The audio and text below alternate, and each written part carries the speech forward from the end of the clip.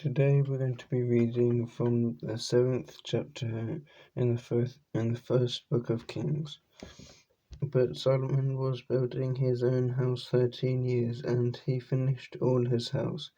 He built also the house of the forest of Lebanon. The length thereof was 100 cubits, and the breadth thereof 50 cubits, and the height thereof 30 cubits, upon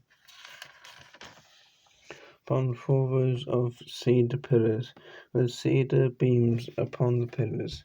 And it was covered with cedar above the beams that laid on 45 pillars, 15 in a row. And there were windows in 3 rows, and light was against light in 3 ranks. And all the doors and posts were square, with the windows and light was against in 3 ranks.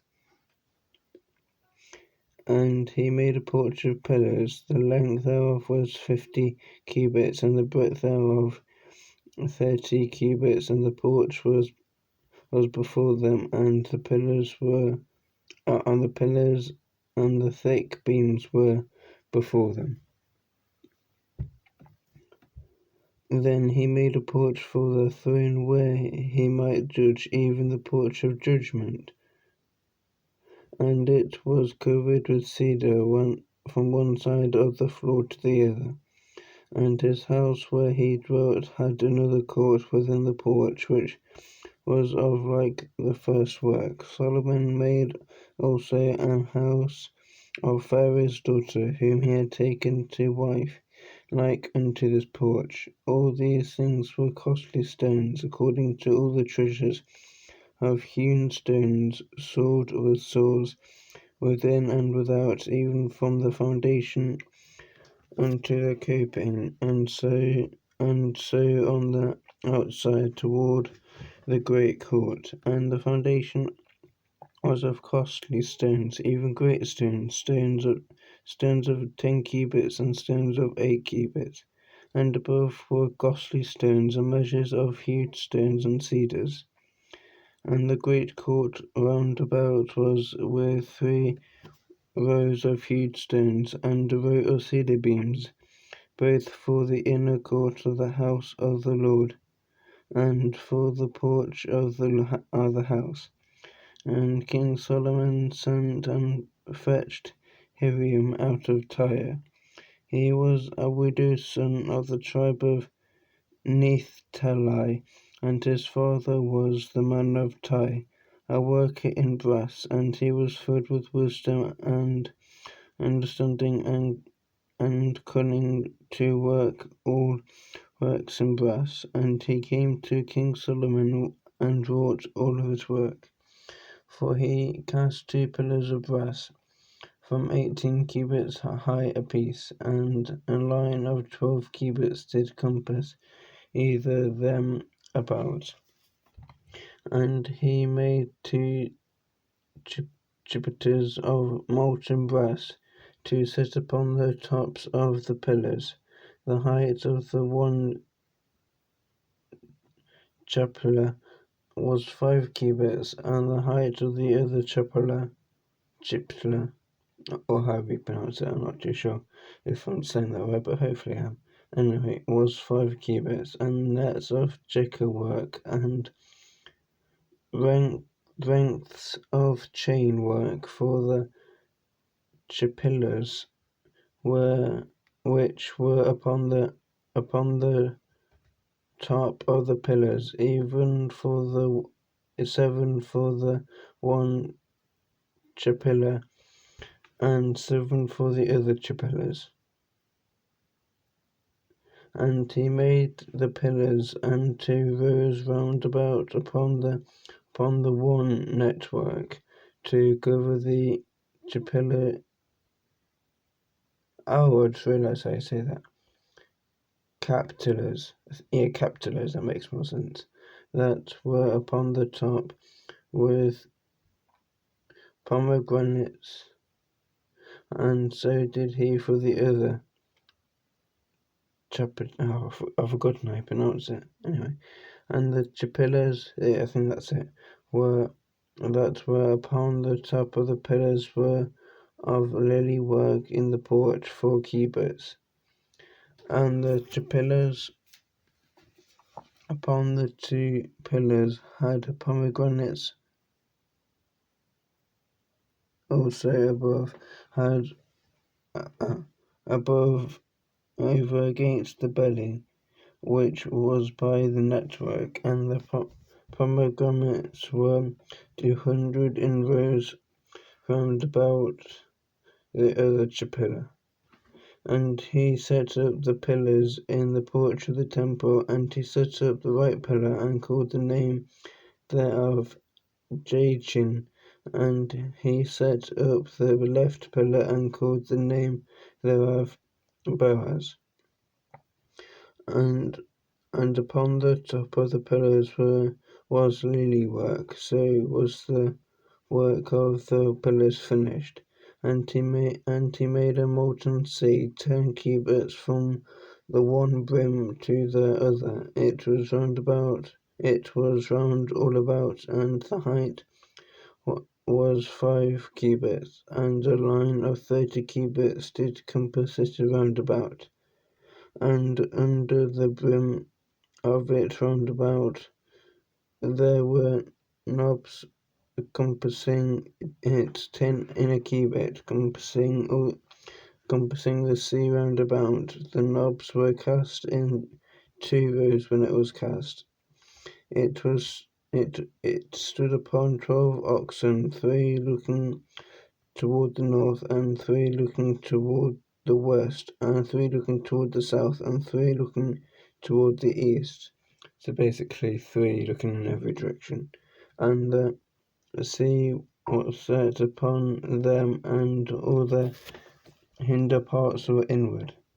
And it was an hand breadth thick, and the brim thereof was wrought like the brim of a cup with flowers of lilies, and it contained 2,000 baths.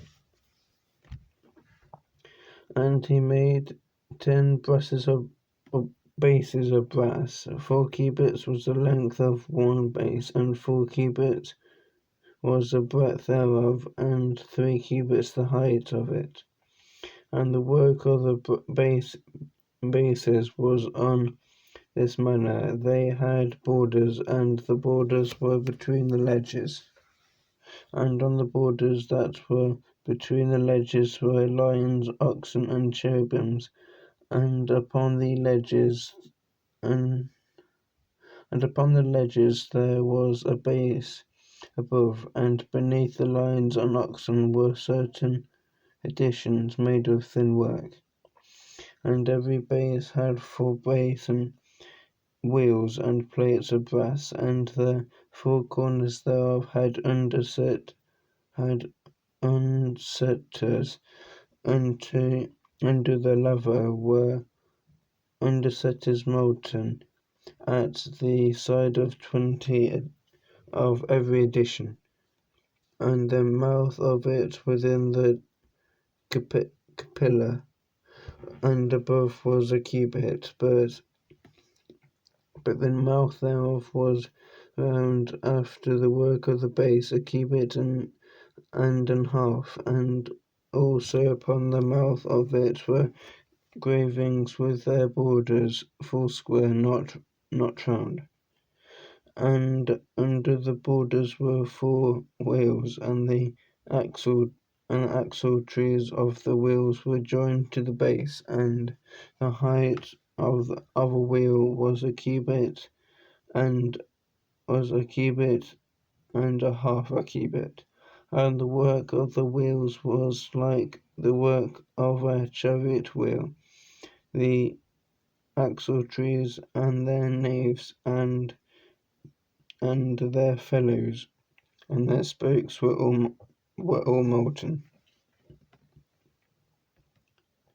And they were 4 undersetters to the 4 corners of one base, and the undersetters were of the very base itself. And in the top of the house was there a round compass of half a cubit high, and on the top of the base the ledges thereof and the borders thereof were of the same. For on the plates of the ledges thereof and on the borders thereof he graved cherubims, lions, and palm trees according to the partition of every one, and additions round about. After this manner he made the 10 bases. Of all of them had one casing, one measure, and one size. Then then made he 10 leaves of base. One lever contained 40 baths, and every laver was 4 cubits, and upon every one of the 10 bases was 1 laver. And he put 5 bases on the right side of the house, and 5 on the other side of the house. And he set the sea on the right side of the house, eastward over against the south. And Hiram made the lavers, and the shovels, and the basins. So Hiram made an end of doing all the work that made King Solomon for the house of the Lord. The 2 pillars and the 2 bowls of the capita, I can never pronounce that were on the top of the 2 pillars, and the 2 networks to cover the 2 bowls of the pillars, which were upon the top of the pillars, and 400 pomegranates for the 2 networks, even 2 rows of pomegranates for 1 network, to cover the 2 bowls of the pillars that were upon the pillars, and the 10 bases and 10 lavers on the base, and 1 sea, 12 oxen under the sea, and the pots and the shovels and the basins, and all these vessels which Hiram made to King Solomon. For the house of the Lord was of bright brass. In the plain of Jordan did the king cast them, in the clay ground between Succoth and Zarthan. And Solomon left all the vessels unweighed, because they were exceeding many, neither was the weight of the brass found out. And Solomon made all the vessels that were pertained unto the house of the Lord, the altar of gold, and the table of gold whereupon the shewbread was, and the candlesticks of pure gold, 5 on the right side and 5 on the left. Before the altar was the flowers, and the lamps, and the tongs of gold, and the bowls, and the snuffers, and the basins, and the spoons, and the censers of pure gold, and the hinge of gold both for the doors of the inner house, the most holy place, and for the doors of the house, to wit, of the temple. So was all the work that King Solomon made for the house of the Lord. And Solomon brought in the things which David his father had declined, even the silver and the gold, and the vessels did he put among the treasures of the house of the Lord.